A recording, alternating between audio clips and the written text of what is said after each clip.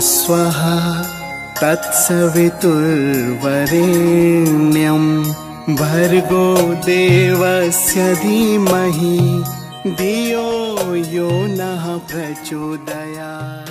थोड़े समय के बाद व्यक्ति को ये भी याद नहीं रहता कि असली अध्यात्म है क्या।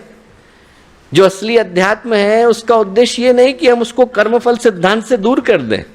असली अध्यात्म का अर्थ ये नहीं कि उसके जीवन में से हम परिष्कार को विदा कर दें। जो असली अध्यात्म है वो गुरुदेव का अध्यात्म है। जहाँ गुरुदेव जब हिमालय से लौट करके आए तो गुरुदेव से लोगों ने कहा कि गुरुदेव हम भी हिमालय साधना के लिए जाना चाहते हैं। गुरुदेव ने क्या कहा? बोले बेटा चढ़ना है तो आदर्शों के हिमालय पे चढ़ो। हमने जो पाया है वो आदर्शों के हिमालय पे चढ़ करके पाया है। जो जीवन के चमत्कार घटते हैं वो परिष्कार के पथ से गुजरने के बाद घटते हैं।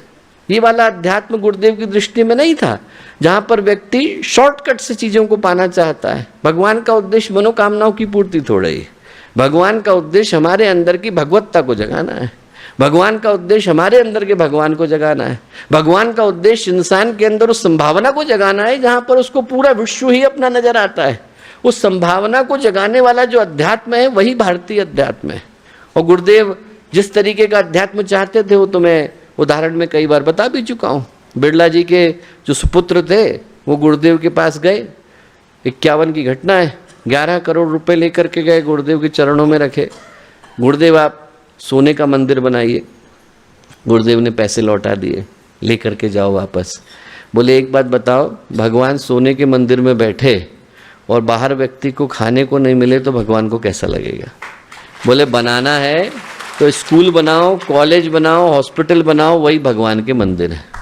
जो गुरुदेव का उद्देश्य था वो ये था कि मंदिर बाहर बने न बने पर हमारे हृदय के अंदर जरूर बन जाए। हमारे व्यक्तित्व के अंदर जरूर मंदिर बन जाने चाहिए। और आज सही पूछें तो धरती ऐसे ही व्यक्तित्वों को तो खोज रही है। यही तो पूछती है हमसे। ये जो धरती है, आसमान है, गंगा, हिमालय, क्या पूछ रहे हैं? यही पूछ रहे हैं कि इस धरती पर यदि एक से एक बढ़कर के अशुभ चिंतन वाले व्यक्तित्व दिखाई पड़ते हैं तो शुभ व्यक्तित्व कहाँ पर है? यदि गीदड़ों की, गिद्धों की, सियारों की टोलियां दिखाई पड़ती हैं तो सिंहों की गुफाएं खाली क्यों है? यही तो पूछ रही। ये पूछ रही है कि वो लोग कहाँ हैं जो समाज को दिशा दिखा पाने की स्थिति में। और ऐसा नहीं है कि धरती उनसे रिक्त हो गई, ऐसा नहीं है कि उनसे खाली हो गई। यदि खाली हो गई होती तो अभी तो 300 वर्ष नहीं गुजरे जब गुरु गोविंद सिंह जी ने पंच प्यारों को पुकारा तो 5 लोग निकल करके आए थे अपनी कुर्बानी देने के लिए। जब ईश्वर चंद्र विद्यासागर ने कहा कि हमें इस भारत की धरती से सती प्रथा का अंत करना है, 1840 की घटना नहीं, तब कितने लोग निकल करके आए उनकी पुकार को सुनकर। जब महात्मा गांधी ने कहा कि हमें स्वतंत्रता संग्राम सेनानियों की आवश्यकता है तो इसी धरती पर तो 100 लोग खड़े हो गए थे, जिनने अपने शौर्य के कारण, पराक्रम के कारण, कुर्बानी के कारण, बलिदान के कारण, त्याग के कारण अंग्रेजों को ये देश छोड़ने के लिए मजबूर कर दिया था। और इस गायत्री परिवार का इतिहास उठा करके देखें, अभी तो 40 वर्ष नहीं गुजरे, एक से एक बढ़ करके व्यक्तित्व यहाँ पर निकल करके आए कि नहीं आए। हम यदि उनके जीवन को देखें तो हम पाते हैं कि धरती अभी ऐसे व्यक्तित्वों से रिक्त नहीं है। अभी ऐसा घटा नहीं। अभी आप लोग में से अनेकों लोगों ने आदरणीय लीलापत माँ जी का नाम सुना होगा। जब गायत्री तपोभूमि में बाढ़ आई तो पूरा का पूरा तपोभूमि डूबने को, वहाँ पर एक ऊंची धर्मशाला थी तो उनने कहा कि सब लोग वहाँ चले जाइए, मैं नहीं जाऊँगा, मैं इसी तपोभूमि में रहूँगा और मैं यहीं पर रुक करके इस तपोभूमि को ठीक करने वाला हूँ। अकेले रुके, बाल्टी और मग्गे से सारे पानी को खाली करने में जुट गए। छत के ऊपर बैठ करके यज्ञ करने के लिए बैठ गए। यमुना जी को अपना स्तर नीचे करने के लिए मजबूर होना पड़ा। इसी गायत्री परिवार की तो घटना है। यहाँ एक से एक बढ़कर के आपको व्यक्तित्व देखने को मिलेंगे, जहाँ पर उनके जीवन को जब हम देखते हैं तो इस बात को महसूस कर पाते हैं कि धरती अभी उनसे रिक्त नहीं है। और ये समय ऐसे ही लोगों को पुकारता आया।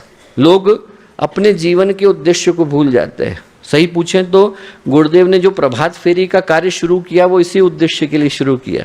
लोगों को जगाना उद्देश्य थोड़ा ही था, वो काम तो अलार्म क्लॉक भी कर देती है। हम लोगों को इसलिए गुरुदेव ने पुकारा कि जब गुरुदेव के उद्घोष लोगों के कान में जाए, महाकाल का आवाहन लोगों के कान में जाए, माँ गायत्री का मंत्र लोगों के कान में जाए, तो उनको याद आ जाए कि उनके जीवन का उद्देश्य क्या है। हीरे तो छुपे पड़े, न जाने कहाँ कहाँ पर बिखरे पड़े हैं, उनमें से शायद किसी के कान में वो आवाज़ चली जाए और उसके जीवन को बदलने का वो कारण और माध्यम बन जाए।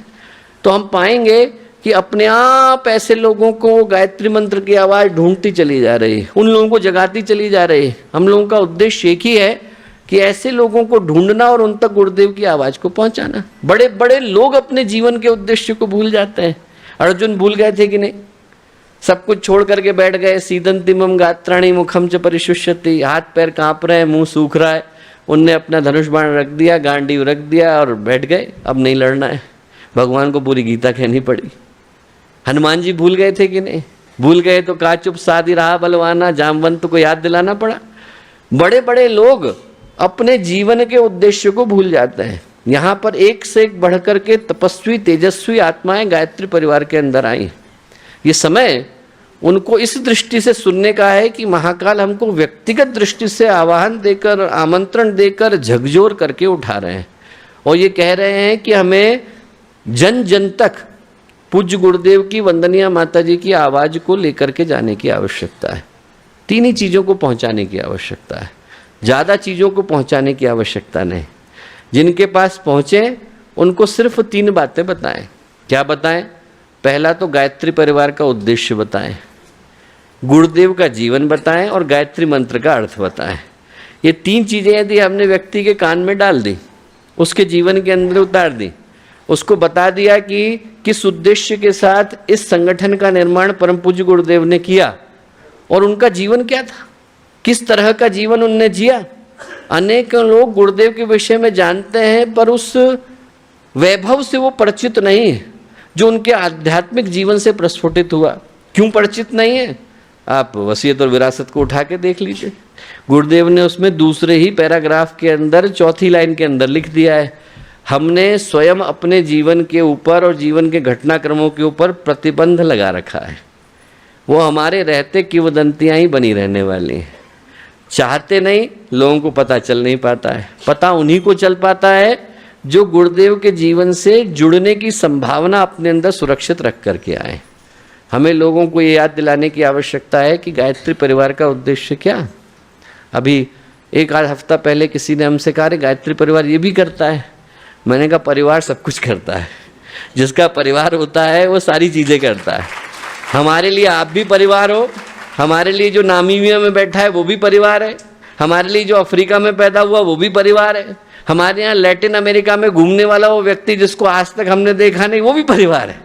गुरुदेव ने नाम गायत्री परिवार दिया ही इसलिए है कि हर वो व्यक्ति जो एक प्राणी का रूप धर करके इस धरती पर आया है वो और किसी परिवार का हिस्सा हो न हो पर गायत्री परिवार का हिस्सा है। हमारे लिए हर व्यक्ति परिवार है। और हमने कहा कि जो परिवार करता है वो सारे काम परिवार करता है। हम लोग सिर्फ यज्ञ और संस्कार नहीं करते, हम व्यक्ति के व्यक्तित्व का निर्माण करते हैं। मैंने कहा ऐसी कोई चीज नहीं। आप जरा सोच करके देखिए, आपके मन में जितने चिंतन आते होंगे उन सारे चिंतनों पर या तो गुरुदेव बोल करके गए या लिख करके गए या कार्य शुरू करके गए।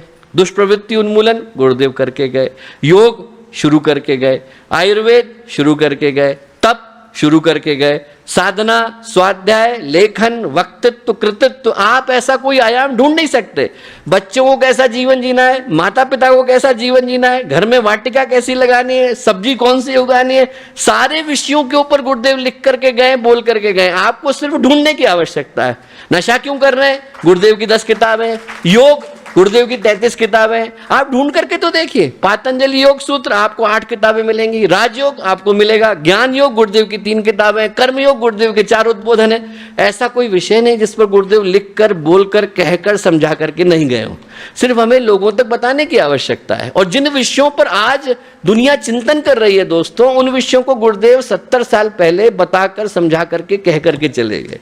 आज व्यक्ति कहता है नारी सशक्तिकरण के विषय में। मैंने उदाहरण दिया कि आयरलैंड की राष्ट्रपति, उनको उनका फोटो छपता है उसी नोट के ऊपर, उनको वहाँ पर बिशप नहीं बनने दिया गया। क्यों? महिलाएं अलाउड नहीं है। और ये घटना कब की? 2015 की। और आप जरा सोच करके देखो कि सन 70 में जब लोग बोलते थे महिलाएं घर से बाहर नहीं आ सकती, गुरुदेव ने इंचार्ज बना दिया। हम लोग अकेले आश्रम है जहाँ पर महिलाएं यज्ञ को कराती हैं। वो बैठेंगी कि नहीं बैठेंगी ये प्रश्न तो हट ही गया। वो तो करा रही हैं, आपको बैठना है कि नहीं बैठना है आप तय करो। इतनी बड़ी बात, इतनी क्रांति की बात आप सोच करके देखिए। सारी दुनिया जिन विषयों पर आज चिंतन कर रही है उनको गुरुदेव आज से 70 साल पहले शुरू करके गए। हमारा काम सिर्फ उसको सही कानों तक पहुंचाने की आवश्यकता है, सही व्यक्तियों तक याद दिलाने की आवश्यकता है। उद्देश्य क्या है, बनाया किसने, और आपको अपने जीवन में उतारना क्या है, ये 3 चीज़ें हर व्यक्ति के कान तक पहुंचाने की आवश्यकता है। हम लोग यहाँ से उठें तो ये सोच लें कि आप पूरी जितनी भी दुनिया है, जहाँ जहाँ हमारे कदम पड़ेंगे वहाँ वहाँ पर हमारा ऑफिस खुलने वाला है। जितनी जगहों पर आप गुजरने वाले हैं उन जगहों पर भगवान ने आपको कार्य क्षेत्र दे दिया, आपकी कर्मभूमि दे दी। आज के बाद से हम लोग जहाँ जा रहे हैं, यहाँ से निकले, ऑटो में बैठे, आपके साथ जो 4 लोग बैठे हैं वो सारे के सारे गायत्री परिवार के हैं। हम लोग गए, ट्रेन में चढ़े, वो सारे के सारे 100 लोग गायत्री परिवार के हैं। आप गए, आपके ऑफिस में उतरे, वो सारे के सारे 300 लोग गायत्री परिवार के हैं। उनमें से हर व्यक्ति को याद दिलाना है, भैया तुम भूल गए हो, भटक गए हो, गायत्री परिवार का हिस्सा हो। गुरुदेव ने आपको बड़े उद्देश्य के साथ जन्म दे करके भेजा है। आप लोग जाइए, उनको याद दिलाइए कि आपका एक घर शांति कुंज है, हरिद्वार, चाबी लेकर के आए हैं, आपको आपके कमरे की चाबी सौंप रहे हैं। आपको वहाँ जाने की, अपने माता पिता से मिलकर के आने की आवश्यकता है। आप जैसे ही जाएंगे तो आपके माता पिता आपको प्रखर प्रज्ञा के रूप में, सजल श्रद्धा के रूप में सबसे घुसते ही मिलने वाले हैं। उनको ये याद दिलाने की आवश्यकता है। वो यदि याद आता है तो व्यक्ति को जीवन का उद्देश्य याद आता है, याद आता है कि हमारे जीवन की परिभाषा क्या, लक्ष्य क्या, और हमें क्या करने की आवश्यकता है। वो याद दिलाने के लिए आज हम लोग यहाँ आकर के एकत्रित हुए। आप लोगों के माध्यम से वो शुभ संकल्प पूरा हो सके, महाकाल का वो आवाहन हर व्यक्ति के कानों तक पहुंच सके, युग धर्म हर व्यक्ति को याद आ सके, उसका दायित्व, उसका कर्तव्य याद आ सके। ऐसी प्रार्थना हम लोग पूज्य गुरुदेव वंदनीय माता जी से करते हैं। आप सबको बहुत सारी शुभकामनाएं, मंगल कामनाएं।